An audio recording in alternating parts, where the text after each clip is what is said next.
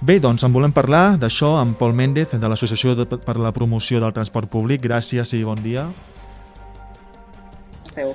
Bé, doncs el president Illa va reconèixer que el servei no funciona amb els estàndards requerits i va prometre millores progressives. Quina valoració fa d'aquest reconeixement? Que el govern de la Generalitat assumeixi que hi ha un problema a la xarxa de Rodalies. Bueno, jo crec que portem molts anys sentint aquesta història de que des del govern de la Generalitat es fan ressò realment els problemes que té la xarxa, però que alhora no són capaços de resoldre-ho perquè no tenen realment les competències, ja que el 2010 no es va fer el traspàs aquest integral, sinó que es van traspassar tres tonteries i al final el que fa és que per molt que la Generalitat sigui la titular del servei, realment no pugui fer gran cosa. Quines són les principals mancances que presenta Rodalies perquè hi hagin tots aquests problemes? Ara estem parlant de vagues, però no cada dia hi ha vagues. Exacte. El principal problema són, hi ha diversos.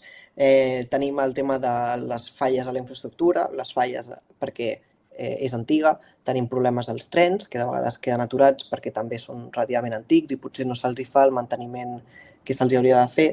Tenim també un problema amb el vandalisme, des dels grafiters fins a les persones que tiren dels aparells d'alarma sense cap justificació i, en definitiva, tot això es veu agreujat per una situació en què tenim molts trams de via única, per tant, un petit problema en un tren ens afecta a tota la resta i a sobre hem d'afegir que totes les circulacions de Catalunya passen per dos túnels que estan molt saturats i, per tant, és el que dèiem, un petit retard a la R1, al Maresme, ens pot afectar a l'R4 de Terrassa, a Vilafranca, a l'R3 a Vic, és a dir, al final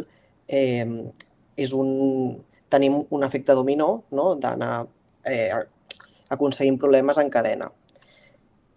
I bé, un d'aquests problemes va ser precisament la separació d'infraestructura i servei el 2005 que es va fer amb Adif i Renfe, que totes dues empreses persegueixen objectius diferents, però l'usuari les ha de fer servir totes dues de la millor manera possible.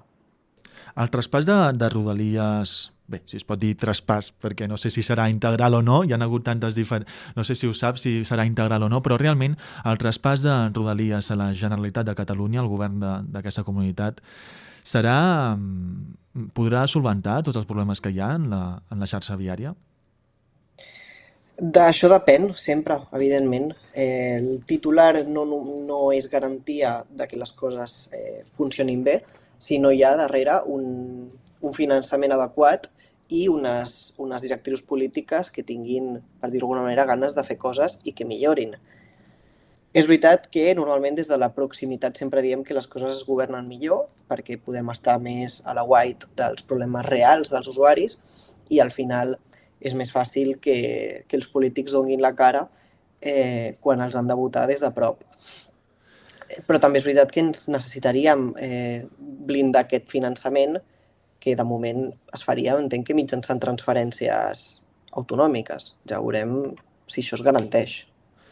Fa unes setmanes es va desconvocar una vaga que van realitzar alguns treballadors de Renfe i es va desconvocar d'un dia per l'altre, el dia anterior, em sembla que va ser cap a la vesprada. El dia següent van haver-hi problemes a la xarxa viària perquè no es va notificar amb antelació als treballadors de que aquesta vaga s'hauria desconvocat. Això realment qui té la culpa? Perquè a xarxes socials fins i tot es parla d'una certa que els treballadors de Rodalies ho fan a propòsit. No sé què podeu dir en aquest assumpte. Sí, bé, dels treballadors de Rodalies no hem d'oblidar que són persones, que són treballadors, que podrien ser els nostres veïns, amics, companys, i que la majoria d'ells, si no gairebé tots, el que volen fer és bé la seva feina.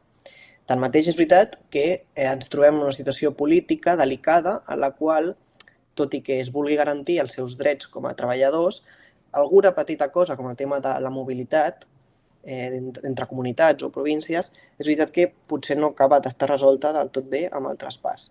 Aleshores, es pot entendre que puguin reclamar aquests drets, perquè recordem que la majoria de maquinistes de Renfe no són de Catalunya, són d'altres comunitats de la resta de l'Estat que venen aquí, es formen i al cap d'uns anys van a poc traslladant-se a les seves cases o als llocs d'origen. Aleshores, és veritat que per una banda teníem que els sindicats majoritaris havien desconvocat la vaga, arribant a una mena d'acord amb el govern, però la vaga seguia convocada pels sindicats minoritaris. Per tant, els treballadors tenien tot el dret d'adherir-se igualment a la vaga des d'un altre sindicat. Sí.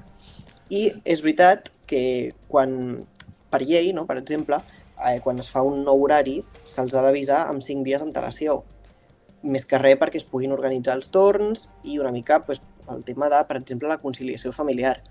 En aquest cas, vèiem que l'anunci era en poques hores, és a dir, era al vespre de la nit anterior.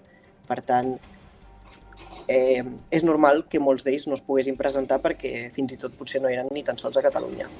Però, bueno, tenim molts problemes. De fet, en aquest cas, si un maquinista no es presenta i no pot moure el seu tren, tenim tota una sèrie d'afectacions a les altres línies que potser no haurien d'afectar amb un sistema més robust i que al final el que estem veient és que una petita afectació en un tren o en una línia ens afecta a tot el sistema, que és molt complex.